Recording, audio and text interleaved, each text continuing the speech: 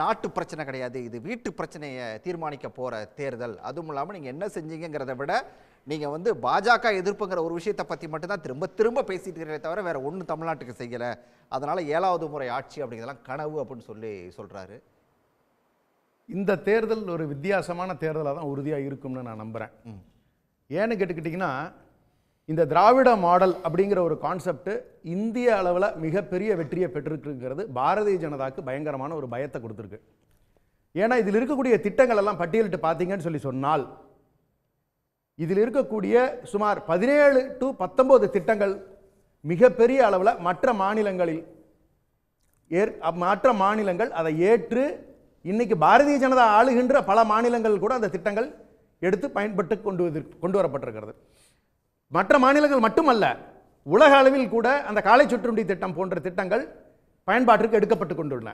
அப்படி பார்த்தீங்கன்னா இந்த திராவிட மாடல்ங்கிறது கிட்டத்தட்ட சொல்லணும்னு சொன்னா ஒரு கம்யூனிஸ்ட் மாடல் மாதிரி, ஒரு கேபிட்டலிஸ்ட் மாடல் மாதிரி ஒரு நல்ல ஒரு அருமையான ஒரு திட்ட வகுத்தலை திராவிட மாடல் கொடுத்திருக்கிறது.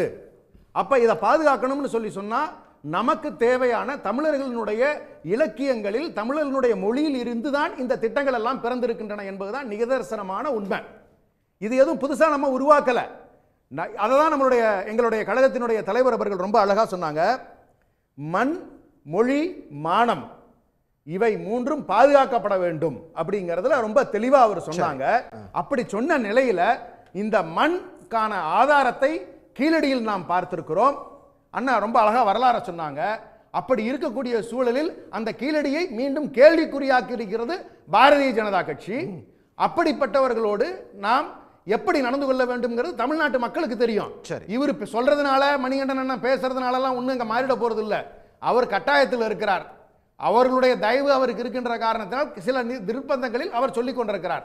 அப்படிதான் நம்ம அதை பார்த்துக்கணும். நீங்க மொழியினுடைய அடையாளம்னு சொல்லும் பொழுது இருமொழி கொள்கை மூலமாக நாம் பாதுகாத்து வருகிறோம். அதை தான் இன்னைக்கு மகாராஷ்டிராவே பின்பற்றி இருக்கு. அவர்கள் ஆளுகின்ற, பாரதிய ஜனதா ஆளுகின்ற ஒரு மாநிலமே நாங்கள் இருமொழி கொள்கையை தான் பின்பற்ற போகிறோம்னு சொல்லுது. அப்ப மொழியை பாதுகாத்ததால் தான் இங்க இருக்கக்கூடிய நற்பண்புகளும் நல்ல திட்டங்களும் உருவாகி இருக்கின்றன நிதர்சனமான உண்மை. அதை விட இன்னும் தொன்மையா சொல்லணும்னு சொல்லினா நம்மளுடைய நாகரிகத்தில் இரும்பின் தொன்மையும் சேர்த்து நம்ம பார்க்கணும். ஆனா இன்னும் 4500 வருஷத்துக்கு முன்னாடியே இரும்பினுடைய தொன்மையை நாம் அறிந்திருக்கிறோம். அதனுடைய தன்மை எப்படிப்பட்டதுன்னு தெரிஞ்சிருக்கோம். இப்படி வரலாறு பதிவு நமக்கு நிறைய இருக்கு. இப்படிப்பட்ட அடையாளங்களையும் மொழியையும் அழிப்பதற்கு துடிக்கின்ற பாரதிய ஜனதாவிற்கு கை கொடுத்து கொண்டிருக்கக்கூடிய அண்ணா திராவிட முன்னேற்ற கழகத்தை அமித்ஷா திராவிட முன்னேற்ற கழகம் என்று பெயர் மாற்றம் வருகின்ற நாட்கள் வெகு தொலைவில் இல்லைங்கிறது தான் எங்களுடைய பார்வையில் தெளிவாக தெரியுது. இன்னொரு முக்கியமான ஒரு கருத்து முனைவர் அண்ணா சொன்னாங்க. தயவு செஞ்சு நான் ரெக்வஸ்ட் பண்றேன், பாரதிய ஜனதானா பொய்ங்கிறது ஊருக்கே தெரியும். இப்போ அவங்க கூட்டணியில் இருக்கிறவங்க எல்லாருமே பொய்யை தவிர வேற எதுவுமே பேசுறது இல்லைங்கிற ஒரு முடிவோடவே வருவாங்களாட்ட இதுதான் இருக்குது என்னை பொறுத்த வரைக்கும்.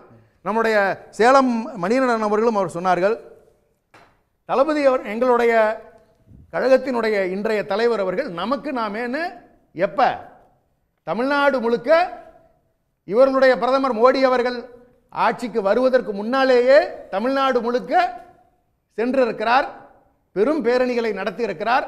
அதை பார்த்துத்தான் மோடி அவர்கள் காப்பி அடித்திருக்கிறார் என்றுதான் நான் சொல்ல விரும்புகிறேன். இரண்டாவது, இந்த காப்பி ரைட் போடுற இந்த கதையெல்லாம் வேண்டாம். முழுக்க முழுக்க தமிழர்களுடைய உணர்வுகளை யார் புரிந்து கொள்ளுகிறார்களோ அவர்களுக்குத்தான் தமிழ்நாட்டு மக்கள் வாக்களிப்பார்கள். தமிழ்நாட்டு மக்களினுடைய உணர்வுகளுக்கு மதிப்பளிக்காத அண்ணா திராவிட முன்னேற்ற கழகமும் சரி, இந்த ஷாக்களும் சரி, எந்த காலத்திலும் தமிழ்நாட்டை ஆள இனி முடியாது அப்படிங்கறத நான் பதிவு பண்ண விரும்புறேன். உடனுக்குடன் செய்திகளை தெரிந்து கொள்ள சன் நியூஸ் பெல் ஐகானை கிளிக் பண்ணுங்க.